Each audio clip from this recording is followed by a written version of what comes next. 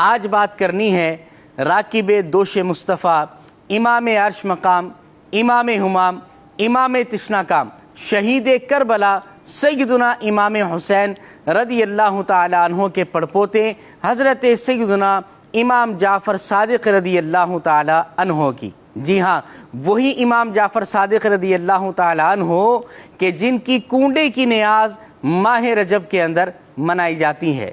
حضرت سیدنا امام جعفر صادق رضی اللہ تعالیٰ عنہ کی مبارک پیدائش 17 ربیع الاول 80 یا 83 سن ہجری پیر شریف کے مبارک دن میں اور بہت ہی مبارک شہر مدینہ مبارک میں ہوتی ہے۔ آپ کی کنیت ابو عبداللہ اور ابو اسماعیل ہے۔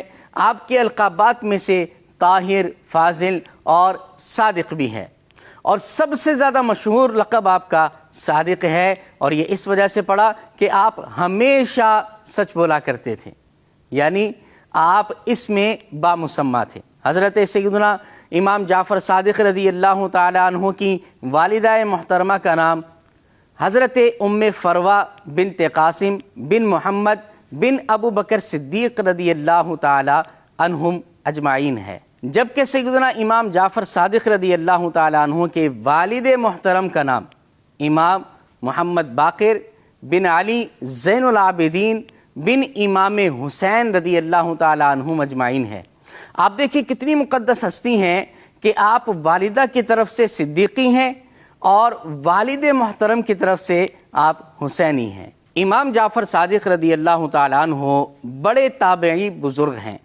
آپ نے 2 مقدس صحابہ کی زیارت کی ہے، جن میں سے ایک حضرت سیدنا انس بن مالک رضی اللہ تعالیٰ عنہ ہیں اور دوسرے سیدنا سہل بن سعد رضی اللہ تعالیٰ عنہ ہیں۔ حضرت امام جعفر صادق رضی اللہ تعالیٰ عنہ سے آپ کے شہزادے سیدنا امام موسیٰ کاظم، حضرت امام ابو حنیفہ اور اسی طرح امام مالک اور اسی طرح حضرت سیدنا سفیان ثوری اور حضرت سیدنا سفیان بن عیینہ رضی اللہ تعالیٰ عنہم اجمعین نے فیض پایا ہے۔ حضرت سیدنا امام جعفر صادق رحمۃ اللہ تعالیٰ علیہ آپ کیسے مالک جنت تھے، آئیے اس کے بارے میں سنتے ہیں۔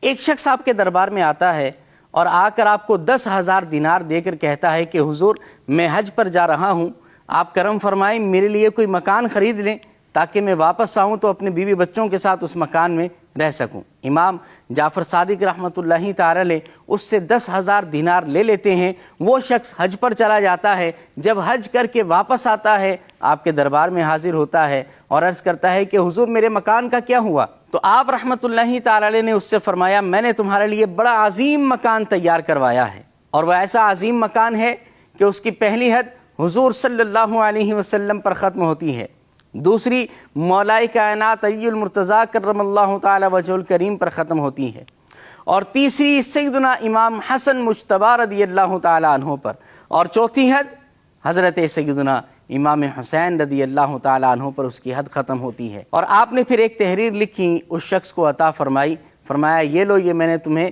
ضمانت دیتا ہوں، اور لکھ کے بھی دے دی ہے۔ وہ شخص آپ کے دربار سے اپنے گھر واپس جاتا ہے، کچھ ہی دنوں میں بیمار ہوتا ہے اور اس کی موت کا وقت آتا ہے، دنیا سے رخصت ہو جاتا ہے۔ اس نے اپنی زندگی میں یہ وصیت کر رکھی تھی کہ اگر میں مر جاؤں تو یہ امام جعفر صادق کی تحریر میرے ساتھ قبر میں دفنا دینا۔ چنانچہ اس کی وصیت پر عمل کیا جاتا ہے۔ اس شخص کی تدفین کے بعد دوسرے دن اس کے لواحقین جب قبر پر جاتے ہیں تو وہ تحریر قبر پر اوپر موجود ہوتی ہے، اور اس کی بیک سائڈ پر یہ لکھا ہوتا ہے کہ سیدنا امام جعفر صادق رحمۃ اللہ علیہ نے اس شخص سے جو وعدہ کیا تھا رب کریم نے اسے پورا فرما دیا ہے، یعنی جنت میں عظیم محل اور مکان عطا فرما دیا ہے۔ ایسے ہوتے ہیں اللہ والے۔